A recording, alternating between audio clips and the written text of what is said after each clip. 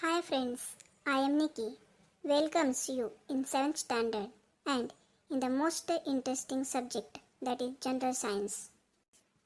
I think you all are safe and better in your homes due to this corona pandemic. We are started this online study, that is learn from home. Therefore, today we are going to get some information about first chapter of science, that is the living world, adaptations and classification. We may differentiate this chapter in different parts.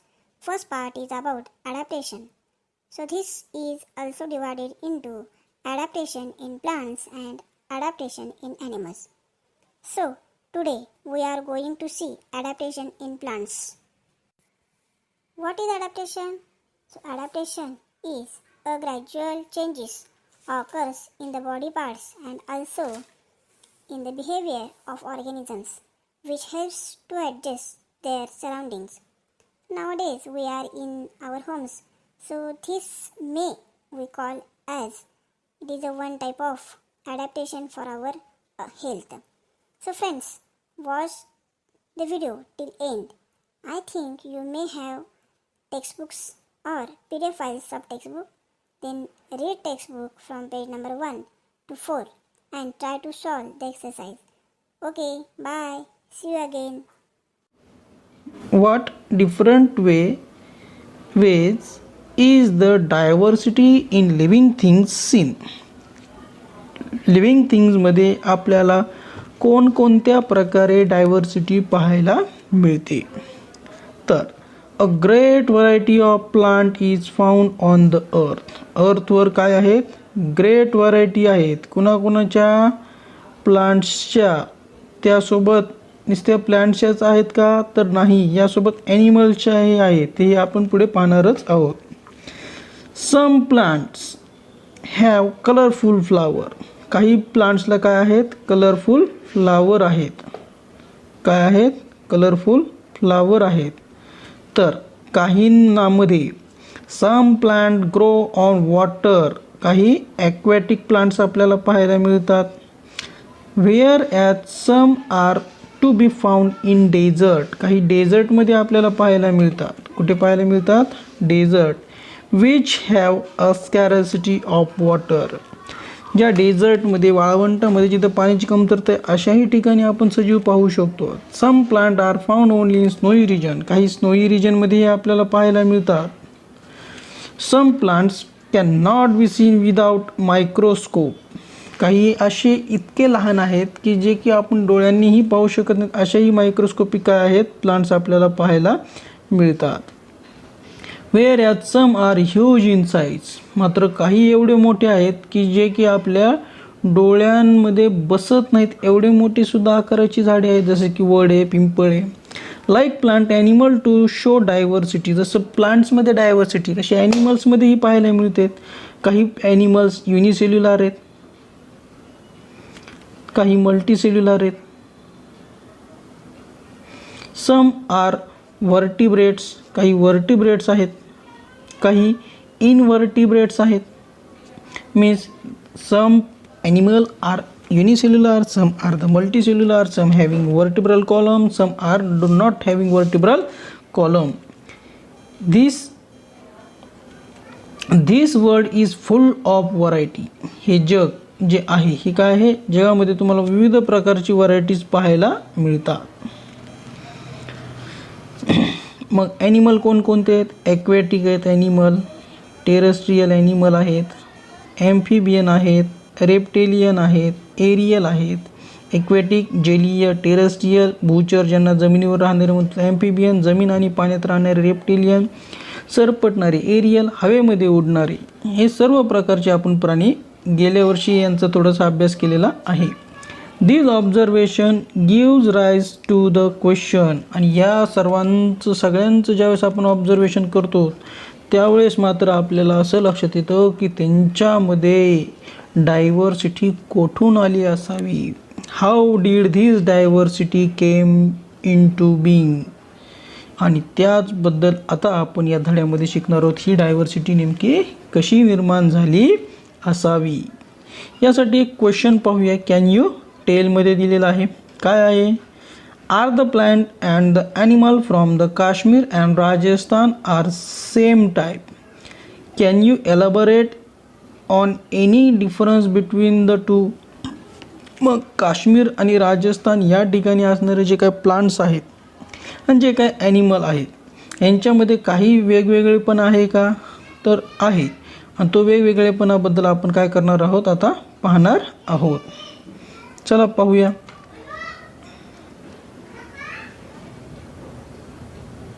पहा, coniferous trees like pine and देवदार.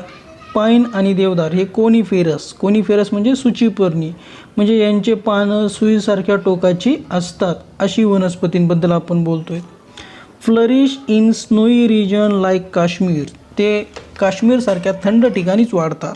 However in the desert of Rajasthan plant like the cactus and the acacia which is called babool are to be found. मात्र जर तुम्ही dessert रिजनमध्ये गेला तर तुम्हाला cactus, निवडुंग, ॲकासिया, बाभूळ ज्याला आपण म्हणतो ते प्लांट्स पाहायला मिळतात. They having a difference. These the camel desert animal. Camel उंटाचा विचार केला तो डेझर्ट आहे. Which is not found in Kashmir. काश्मीरमध्ये दिसतो का? तर नाही दिसत, कारण की तो त्या वातावरणामध्ये राहण्यासाठी, जगण्यासाठी त्याच्यामध्ये काही बदल झालेले आहेत. पाईन, देवदार हे थंड वातावरणामध्ये जगण्यासाठी, राहण्यासाठी, वाढण्यासाठी त्यांच्यामध्ये बदल झालेले आहेत. तेच बाभूळ जी आहे, ॲकासिया, कॅक्टस हे मात्र डेझर्ट रिजनमध्ये असतात, जिथं पाण्याची कमतरता असते. मग यांच्यामध्ये सारखेपणा नाही आहे. तर का नाही आहे? What is the reason? The reason for this difference. काय कारण आहे यांच्यामध्ये हा जो डिफरन्स आपल्याला पाहायला मिळतो, आणि या मागचं कारण आता आपण पाहणार आहोत. आणि या मागचं कारण आहे adaptation. What is the reason behind this? Adaptation. काय आहे या मागचं कारण? ॲडॅप्टेशन हे जे कारण आहे त्यामुळे हे आपल्याला पाहायला मिळतं. चला पाहूया. What is adaptation?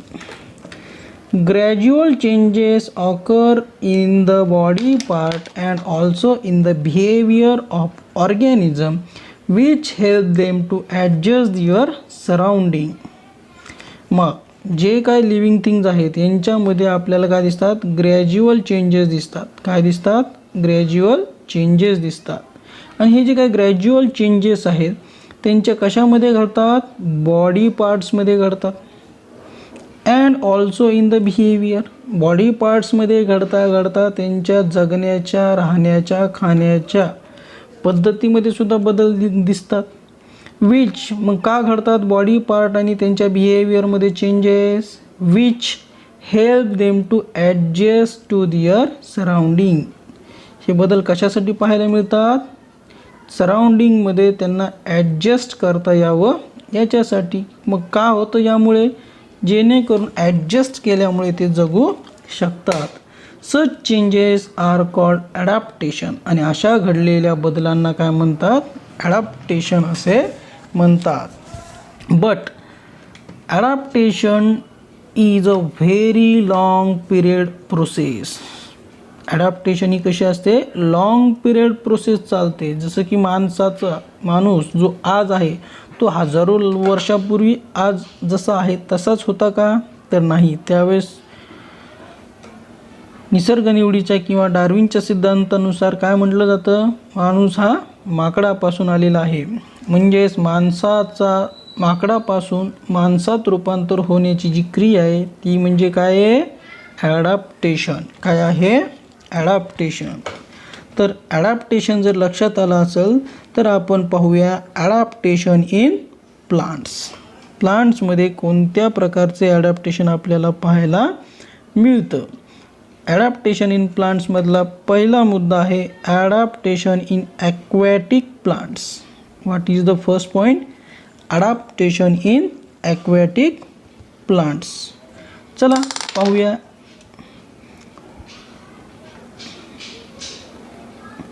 मग हे या ठिकाणी आपल्याला एक इमेज दिसते. या इमेजमध्ये पाहायला मिळते some aquatic plant are firmly rooted in the soil. काही ॲक्वॅटिक प्लांट ह्या काय झालेल्या आहेत, त्यांची जे काय रूट आहेत ते पूर्ण काय झालेले आहेत, जमिनीमध्ये रुतलेले दिसत आहेत इथं. Some aquatic plant are firmly rooted in the soil at the bottom of the water bodies. ह्या वॉटर बॉडीच्या मध्ये पाण्याच्या स्रोतामध्ये हे ॲक्वॅटिक प्लांटची मुळं काय झालेली आहेत, गेलेली आहेत. दियर stem R submerged.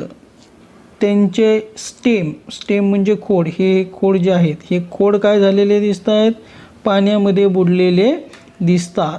Their stems are submerged while the leaves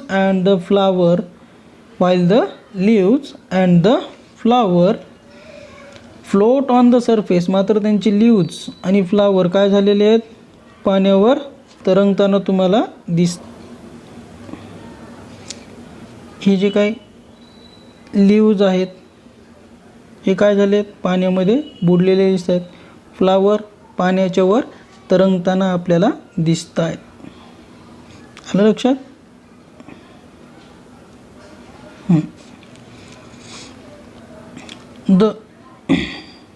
However, some plants are entirely afloat. काही प्लांट्स पूर्णपणे काय दिसत आहेत आपल्याला, पाण्यावर तरंगताना दिसत आहेत. जसं की या ठिकाणी हे पूर्णपणे काय झालेले आहेत, पाण्यावर तरंगताना आपल्याला दिसत आहेत. Their root are not anchored in the soil. ह्यांचे रूट्स सॉईलपर्यंत पोहोचलेले नाहीत. त्यांचे रूट सॉईलपर्यंत पोहोचलेले दिसत नाहीत. काही तर काय आहेत, पूर्णपणेच पाण्यामध्ये आपल्याला पाहायला मिळतात. The surface of leaves and the stem of many aquatic plant are covered with waxy layer. जर आपण या ॲक्वॅटिक प्लांट्सला जर पाहिलं तर यांचे जे काही लीव्ज आहेत ह्या लीव्जवर काय दिसतं, असं मेनचट थर असतो, वॅक्सी लेयर असते. आणि या वॅक्सी लेयरमुळे काय होतं तर यांच्या पानांवर, ॲक्वॅटिक प्लांटच्या पानांवर काय होत नाही, पाणी जमा होत नाही. Leaves of some aquatic plants are thin and slender. काही ॲक्वॅटिक प्लांटचे लीव्ज कसे असतात, थिन म्हणजे पातळ, आणि स्लेंडर म्हणजे एका रिबिनसारखे असतात, जे की पाण्याच्या प्रवाहामध्ये काय होणार नाहीत, असे वाकतात. आणि वाकल्यामुळे ते मोडत नाहीत किंवा ते खराब होत तुटत नाहीत. This shape help them to withstand current of water. असा स्लेंडर शेप असल्यामुळे काय होतं, ते असं स्लेंडर शेप असल्यामुळे काय होतं, ते पाण्यामध्ये प्रवाहाद्वारे वाकतात. आणि वाकल्यामुळे काय होतील, ते पाण्याच्या प्रवाहामध्ये मोडत नाहीत. वाकल्यामुळे ते तशाच त्या ठिकाणी राहू शकतात. Air spaces in the stem of petioles. Air spaces in the stem and petiole of aquatic plant are useful for floating in water. मग हे जे काही ॲक्वॅटिक प्लांट्स आहेत या ॲक्वॅटिक प्लांट्समध्ये आपल्याला असे या ठिकाणी स्टेममध्ये एअरचे गॅप्स असतात. कशामध्ये, स्टेममध्ये. आणि या प्रकारे असणाऱ्या होल्समध्ये हवा असते आणि असलेल्या हवेमुळे ते काय होत नाहीत, पाण्यामध्ये बुडत नाहीत. आत्तापर्यंत आपण जे काही शिकलो त्यावरून तुम्हाला हे मी 3 प्रश्न देत आहे. या 3 प्रश्नांची उत्तरे तुम्ही काय करा, पॉज करून हे प्रश्न लिहून घ्या आणि लिहून यांची उत्तरे मला कमेंट बॉक्समध्ये टाका. पाहूया जो काही तुम्ही शिकलेला भाग आहे तो तुमच्या आतापर्यंत लक्षात आला आहे किंवा नाही, यावरून मला लक्षात येईल. सो चला नेक्स्ट पॉईंट आपण काय करूया, पाहूया. Adaptation in desert plant. तर डेझर्ट प्लांटमध्ये कशा प्रकारे ॲडॅप्टेशन आपल्याला पाहायला मिळतं ते आपण पाहणार. Desert plant are either leafless or leaves are like a small needle or have been modified into thorn. जे काय डेझर्ट प्लांट असतात एक ते लीफलेस असतात, त्यांच्यामध्ये लीफ तुम्हाला पाहायला मिळत नाहीत. और their leaves are converted into needle like part or modified into thorn. त्यांच्यावर आपल्याला असे निडल लाईक पार्ट पाहायला मिळतो आणि हा निडल लाईक असणारा पार्ट जो असतो हेच त्यांचे काय असतात, लीव्ज असतात. काय असतात त्यांचे, लीव्ज असतात. As a result, they lose a very little water by the evaporation. त्यांच्यामध्ये काय असतात, हे थ्रॉन्स असल्यामुळे त्यांच्यामध्ये इव्हॅपोरेशन जास्त प्रमाणात घडत नाही. इव्हॅपोरेशन तुम्हाला जास्त प्रमाणात घडलेलं पाहायला मिळणार नाही. The stem store water and food and therefore fleshy.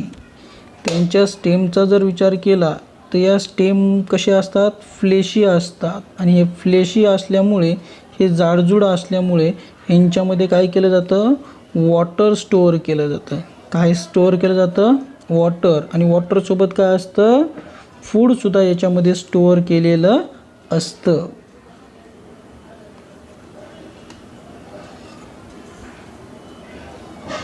As a result they lose very little water bye evaporation. त्यांच्यामध्ये खूपच कमी प्रमाणामध्ये इव्हॅपोरेशनद्वारे पाणी बाहेर टाकलं जातं, कारण की त्यांच्यामध्ये लीव्जच नसतात. The stem store water and food and is therefore fleshy. आणि त्यामुळे त्यांचं जे काय खोड असतं, स्टेम असतं, ते फ्लेशी मांसळ असतं, ज्याच्यामध्ये वॉटर आणि त्यांचं फूड स्टोअर केलेलं असतं. The stem are green. Stem are in which colour, green colour.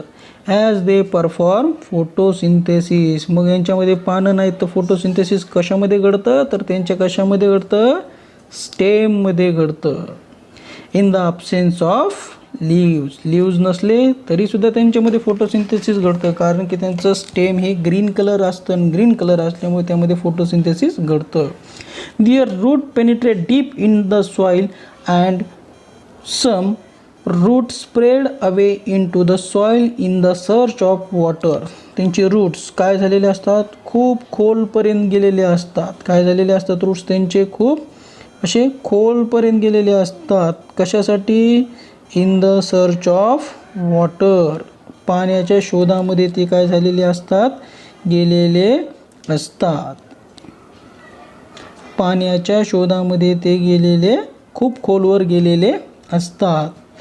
There is a thick layer of waxy substance on the stem of this plant too. या प्लांट्सवर सुद्धा काय असते, एक प्रकारची वॅक्सी लेयर असते. कोणची लेयर असते, जेणेकरून पडणाऱ्या उष्णता, खूप सारे सूर्यप्रकाशाची उष्णता, सनलाईटमुळे त्यांच्या प्लांट्समधून पाण्याचं इव्हॅपोरेशन काय व्हावे, कमी व्हावे, यासाठी त्यांच्यावर वॅक्सी लेयर प्रेझेंट असते.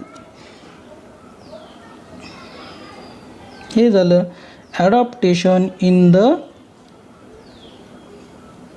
Dessert region plant. तर आता पाहूया adaptation in snowy region. Next point,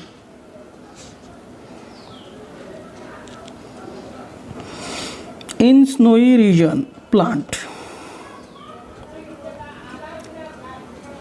In what way are sloping branches useful to plant in a snowy region? Snowy region मध्ये जे काही प्लांट्स असतात त्यांच्या ब्रांचेस कशा असतात, अशा स्लोपिंग आहेत. या बघा उतरत्या आहेत, या अशा प्रकारच्या उतरत्या प्लांट्स ब्रांचेस असतात त्यांच्या अशा खालच्या दिशेला.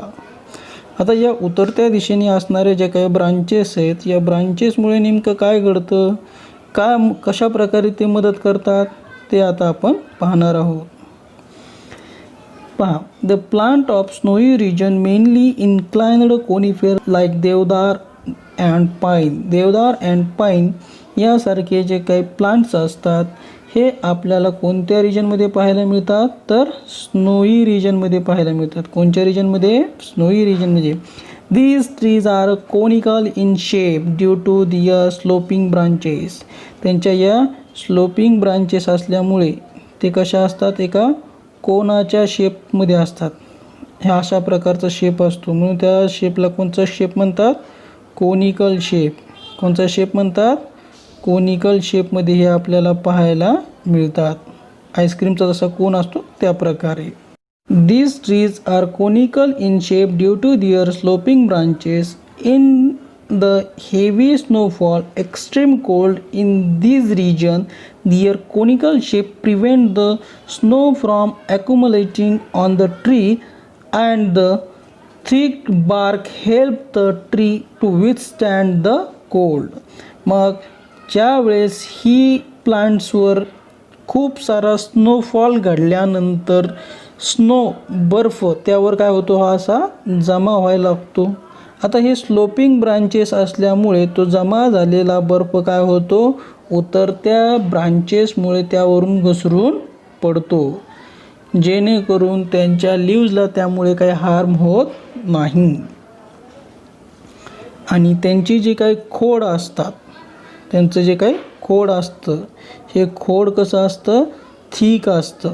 कसं असतं, थिक असल्यामुळे बाहेरून येणारी जी काही थंडी असते त्या थंडीपासून त्यांचा काय केला जातो, बचाव केला जातो.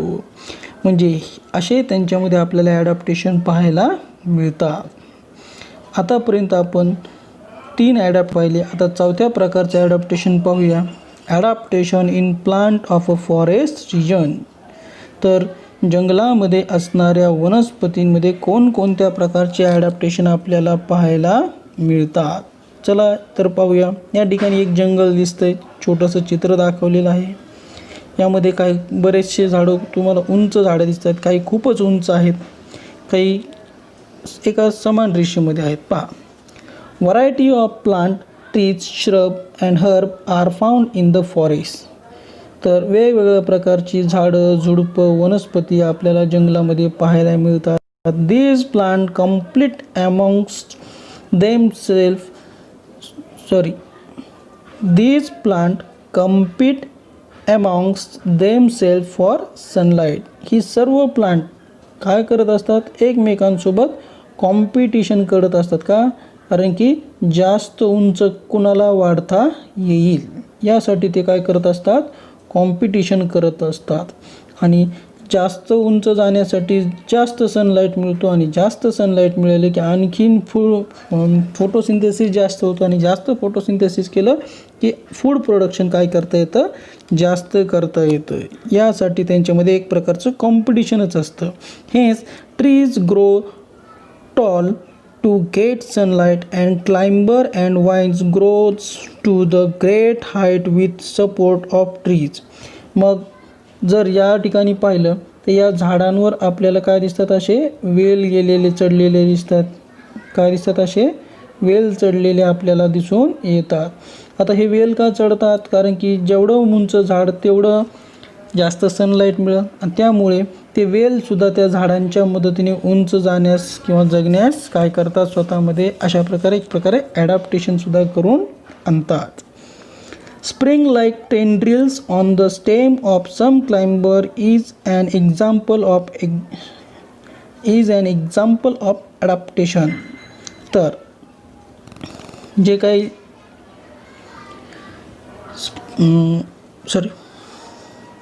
जे काही वाईन्स असतात, वेल असतात, यांच्यावर काय असतात, असे स्प्रिंग लाईक पार्ट असतो.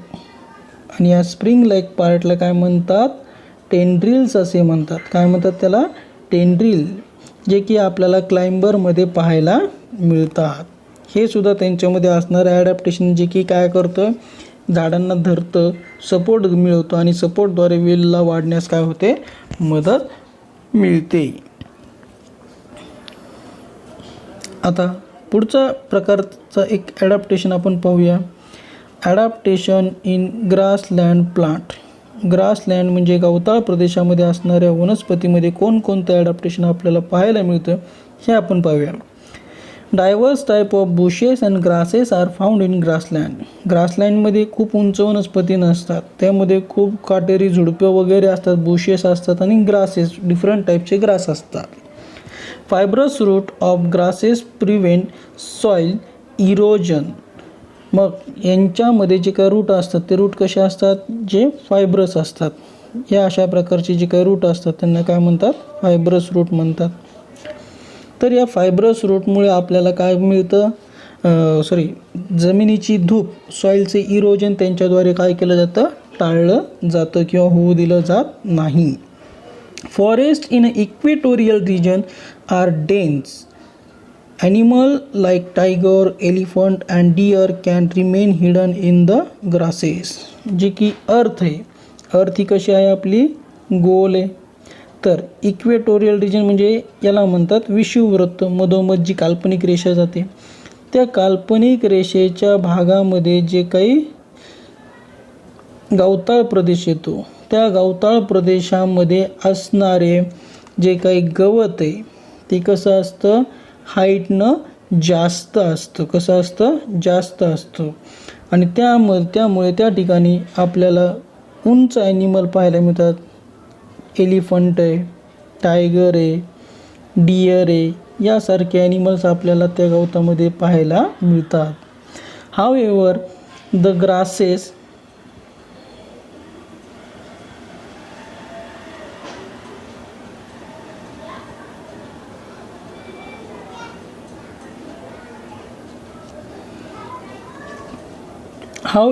grasses in cold region are very short. मात्र जे काही अर्थचं जे काही कोल्ड रिजन आहे, त्या कोल्ड रिजनमध्ये असणारे जे काही ग्रासेस आहेत ते कसे असतात, कोल्ड रिजन म्हणजे कोणचं, या भागामध्ये, अर्थच्या या भागामध्ये असणारे गवत कसं असतं, हाईटनं शॉर्ट असतं. मग त्या ठिकाणी असणारे ॲनिमलसुद्धा उंचीनं लहानच असतात. Like rabbit found in such grasses. A vast meadow are found in a hilly areas as well as plain. आणि असे मोठमोठाले लांब लचक गवताचे प्रदेश, ज्याला मेडोज, कुरण म्हणतात, हे आपल्याला हिली रिजनमध्येही पाहायला मिळतात आणि प्लेन्स म्हणजे पठारी भागामध्ये सुद्धा पाहायला मिळतात. तर अशा प्रकारे आपण ग्रासलँडमध्ये होणारं ॲडॅप्टेशन आपण पाहिलेलं आहे. आता पुढचं आहे adaptation for injection of food in plant. तर दुसऱ्या प्लांट्सपासून कशा प्रकारे अन्न मिळवता येईल यासाठी काही प्लांटमध्ये कसं ॲडॅप्टेशन घडवून आणलेलं असतं हे आता आपल्याला या ठिकाणी पाहायचं आहे. तर या ठिकाणी पाहूया. Most of plant are anchored in the ground and are autotrophic. बरेचसे प्लांट काय आहेत, मुळं जमिनीमध्ये वाढतात आणि स्वतःचं फूड स्वतः प्रोड्यूस करू शकतात, त्यांना म्हणतात ॲटोट्रॉपिक. काय म्हणतात त्यांना, ॲटोट्रॉपिक. ते ॲटोट्रॉपिक असतात. However plant like dodder which is also called cuscuta, ज्याला मराठीमध्ये अमरवेल म्हणतात, आर द पॅरासिटिक. ही मात्र काय आहे, पॅरासिटिक आहे, म्हणजे ती फूड मिळवण्यासाठी दुसऱ्यांवर अवलंबून असतं. The plant body of डॉडर consist of yellow wire like stem. या ठिकाणी तुम्हाला या चित्रामध्ये पाहायला मिळते की अमरवेल कशा प्रकारे झाडावर वाढलेला तुम्हाला दिसतं, जे की पिवळे पिवळे दोऱ्या दिसतात, वायरासारखं दिसतं. हा अमरवेल आहे. It is leafless. या अमरवेलला लीफ नसतात, that's why it is a leafless. हे कसं आहे, लीफलेस आहे. Can not perform photosynthesis. यांच्यामध्ये फोटोसिंथेसिस घडत नाही. However it has a haustorial which is called sucking root for absorbing nutrient from the host plant. जो काही ज्या वनस्पतीवर वाढतात त्या वनस्पतीला म्हणतात होस्ट प्लांट. या होस्ट प्लांटवर काय करतात, त्यांच्यामध्ये काही सकिंग रूट असतात, म्हणजे शोषून घेणारी मुळे असतात. ही त्यांच्या खोडांमध्ये ते रुतवतात आणि ते रुतवून काय करतात, आयतं बनवलेलं इतर वनस्पतींना प्रोड्यूस केलेलं फूड स्वतः घेतात आणि स्वतःची वाढ घडवून आणतात. These roots penetrate up to the conducting vessel of the host plant and absorb water and food. मग जे काही असणारे कंडक्टिंग व्हेसल्स असतात वनस्पतीच्या स्टेममध्ये, त्यामधून ते काय करतात, फूड मिळवतात आणि स्वतःची वाढ घडवतात.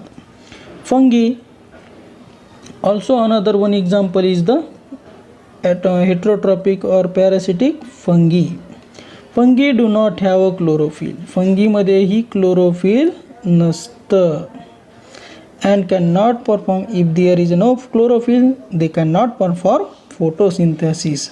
दे obtain food from starchy foodstuff like the bhakri, bread and other root like fibre for absorption of food. त्यांच्यामध्ये रूट असतात, मात्र ते काय करतात, त्या ज्याच्यावर ते वाढलेले आहेत त्यांच्यामधून ते काय करतात, अन्न शोषून घेतात आणि स्वतःची वाढ घडवतात. आणखीन काही प्लांट्सबद्दल पाहूया. या ठिकाणी दिले plant like plants need nitrogen, phosphorus and potassium for the growth.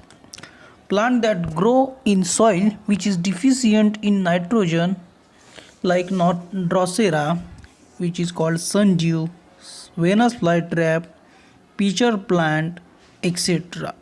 fulfill their need for nitrogen by consuming insect. And for consuming insect, they having adaptation. Adaptation are seen in these plants which serve to attract insect and hold them captive. Means वनस्पतींना वाढीसाठी nitrogen, phosphorus आणि potassium या घटकांची आवश्यकता असते. परंतु काही जमिनीमध्ये नायट्रोजन प्रेझेंट नसतो आणि जर नायट्रोजन प्रेझेंट नसेल तर ते वनस्पती प्रोटीन प्रोड्यूस करू शकत नाहीत. मग काही वनस्पती जसं की सनड्यू आहे, ज्याला ड्रॉसेरा म्हणतो, व्हेनस फ्लायट्रॅप आणि पिचर प्लांट यासारख्या वनस्पती यांच्यामध्ये ॲडॅप्टेशन घडलेले आहेत की नॉन नायट्रोजनस सॉईलमध्ये सुद्धा ते जगू शकतात. तर ते कसे जगतात? They can get the protein from the insect by the attracting them by adaptation taken place in their bodies and attracted insect they are consumed by different processes and get the protein for their growth. म्हणजे ते त्यांच्या बॉडीमध्ये घडलेले किंवा नैसर्गिकरित्या हळूहळू घडत आलेले जे काय ॲडॅप्टेशनद्वारे त्यांनी स्वतःला जगण्यासाठी असं बनवलं की ते कीटकांना ॲट्रॅक्ट करून घेतात. ॲट्रॅक्ट केलेले कीटकांना काय करतात? ट्रॅप करतात आणि ट्रॅप करून त्यांची स्वतःची काय करतात? प्रोटीनची असणारी आवश्यकता काय करतात? पूर्ण करून टाकतात. तर अशा प्रकारे आपण प्लांट्समध्ये कशा प्रकारे ॲडॅप्टेशन झालेले आहेत हे आपण पाहिलेलं आहे. आता आपण पुढच्या पार्टमध्ये पाहूया कशा प्रकारे ॲनिमल्समध्ये ॲडॅप्टेशन घडतं. तर तुम्हाला व्हिडिओ हा